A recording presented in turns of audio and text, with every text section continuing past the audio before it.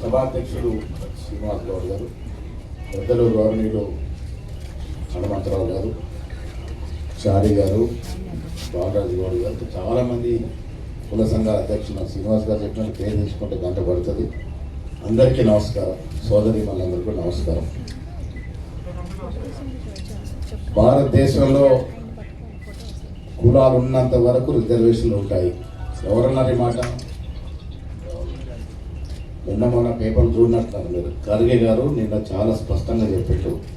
RSS ఉద్దేశించి మాట్లాడుతూ ఈ దేశంలో కులాలు ఉన్నంత వరకు రిజర్వేషన్లు కొనసాగుతాయి అని ధైర్యంగా గంటాపథకం చెప్పడం జరిగింది. ఖర్గే గారు ఏఐసిసి అధ్యక్షుడు నిన్న పేపర్లో వచ్చింది, మీరు చూడండి. అగ్రవర్ణాలకి ధీటుగా ధైర్యంగా బీసీ కులాల గణగణ అంశాన్ని తెరపైకి తీసుకొచ్చినటువంటి ఛాంపియన్ రాహుల్ గాంధీ గారు. భారతదేశ చరిత్రలో ఎవరు కూడా ఇంత ధైర్యంగా ఈ అంశాన్ని నెత్తినెత్తుకున్న వ్యక్తి ఎవరు లేదు. మొదటిసారిగా భారత్ జోడో మొదలుకొని ఈనాటి వరకు కూడా అనునిత్యం బీసీల కులగన్న గురించి మాట్లాడుతున్నటువంటి ఛాంపియన్ ఎవరున్నారంటే రాహుల్ గాంధీ గారు. అది మనం ఒప్పుకొని తీరాలి. తెలంగాణ రాష్ట్రంలో రేవంత్ రెడ్డి గారు పిసిసి అధ్యక్షుడిగా, నేను వర్కింగ్ ప్రెసిడెంట్గా, పెద్దలు హనుమంతరావు లాంటి చాలామంది సీనియర్లు అందరం కూడా గత 3.5 సంవత్సరాలతో ప్రజలతో మమైక్యమై తిరుగుతూ ప్రజల నుంచి వచ్చే స్పందన తెలుసుకొని ఈ రాష్ట్రంలో బీసీలకి రావాల్సిన వాటా ఇవ్వకుంటే మనం అధికారంలోకి రాలేము, ఎవరికి దక్కాల్సిన వాటా వారికి ఇచ్చినప్పుడే ప్రజలు మన ఆదరిస్తారు, మన కాంగ్రెస్ పార్టీ అధికారులు తీసుకొస్తారన్న ఏకైక ఉద్దేశంతోనే కామారెడ్డిలో బీసీ డిక్లరేషన్ ప్రవేశపెట్టడం జరిగింది. ఆనాడు బీసీ డిక్లరేషన్ ప్రవేశపెట్టే అదృష్టం కూడా రేవంత్ రెడ్డి గారు నాకే ఇచ్చినారు. కొన్ని అంశాల్లో రేవంత్ రెడ్డి గారికి ఉన్న కమిట్మెంట్ కూడా మనం ఆలోచన చేయాలి.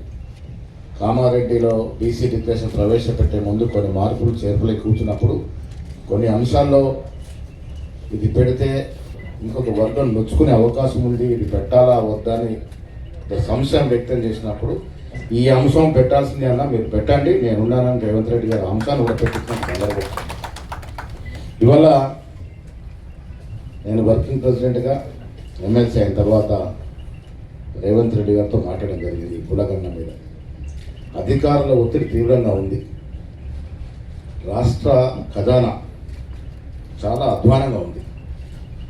నేను రేవంత్ రెడ్డి గారు సిఎల్పి మీటింగ్లో చెప్పడం జరిగింది. రాష్ట్రానికి నెలసరి ఆదాయం 18,000 కోట్ల చిల్లర. టీఆర్ఎస్ చేసిన 7.5 లక్షల కోట్లకు అప్పుగా 6 నుంచి 7,000 కోట్లు పోతా ఉంది నెలకి. కట్టాల్సిందే అది. ఇతరత్ర అభివృద్ధి కార్యక్రమం అన్నీ పోతే తీరా చేతిలో ఉంటుంది 300-400 కోట్లు మాత్రమే. అలాంటి దయనీయమైనటువంటి పరిస్థితుల తెలంగాణ ఉంది. దానికి కారణం కేసీఆర్ గారు, దానికి ఏం అనుమానం లేదు. 20,000 మిగులు బడ్జెట్తో పుట్టినట్టు తెలంగాణలో ఇప్పటి ముప్పటిగా ఖర్చులు పెట్టి దుబారా చేసి ప్రజలకు పనికిరాని కార్యక్రమాలు, కాళేశ్వరం లాంటి ప్రాజెక్టు ఎందుకు పనికిరాని ప్రాజెక్టు? 1 ఎకరం నీరు బారేయాలంటే 45 నుంచి 50 రూపాయల కరెంటు బిల్ అయ్యేటువంటి ప్రాజెక్టు మనకు అవసరమా? ఎందుకు కట్టినారు? 1,00,000 కోట్లు పెడితే 20,000 కోట్లు 30,000 కోట్లు ఎన్నుకొచ్చే పరిస్థితి, అందుకే కట్టినారు. ఇలా ప్రజల ఆస్తులు ఆ రకంగా దుబారా చేసి వల్ల మనని ఇబ్బందులు గురి చేసి ప్రయాణం చిత్తగించి పక్క కూర్చున్నాడు కేసీఆర్ గారు. ఇవాళ చాలా కష్టమైన పరిస్థితిలో రాష్ట్ర ప్రభుత్వం నడుస్తూ ఉంది. కానీ కమిట్మెంట్లో బీసీలకి రావాల్సిన వాటాలో, బీసీలకు దక్కాల్సిన గౌరవంలో ఎక్కడ కాంప్రమైజ్ ఉండదు. ఇది నా మాట, కాంగ్రెస్ పార్టీ మాట, మీ అందరికీ కూడా చెప్తా ఉన్నా. దాని కారణంగానే మా కమిట్మెంట్లో భాగంగానే మేము ఎన్నికలకు ముందు కూడా అధ్యయనం చేశాం. 2015లో కర్ణాటకలో కాన్స్టిట్యూన్సీ అయింది. అప్పుడున్న జనాభా ప్రకారం 2023లో బీసీల ఆశాజ్యోతి నితీష్ కుమార్ గారు బీహార్లో కులగన్న చేసినారు.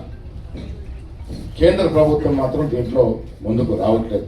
కానీ తెలంగాణలో కులగణన చేయాలి అనేటువంటి తలంపు, ఇది రాహుల్ గాంధీ గారి ఆలోచన కాబట్టి రేవంత్ రెడ్డి గారు మేమందరం కూడా అనుకొని ఎన్నికలకు ముందే నిర్ణయం చేయడం జరిగింది. దాంట్లో భాగంగానే ఫిబ్రవరిలో బిల్లు పెట్టడం జరిగింది.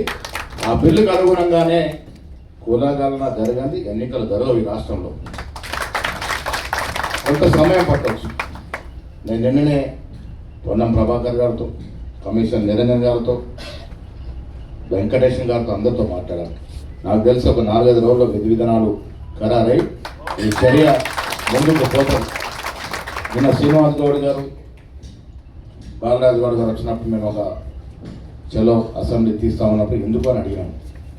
ఈ కులగన్న విషయం, కులగన్న ఆల్రెడీ ప్రాసెస్లో ఉంది, పైప్ లైన్లో ఉంది. దాన్ని మనం డిస్టర్బ్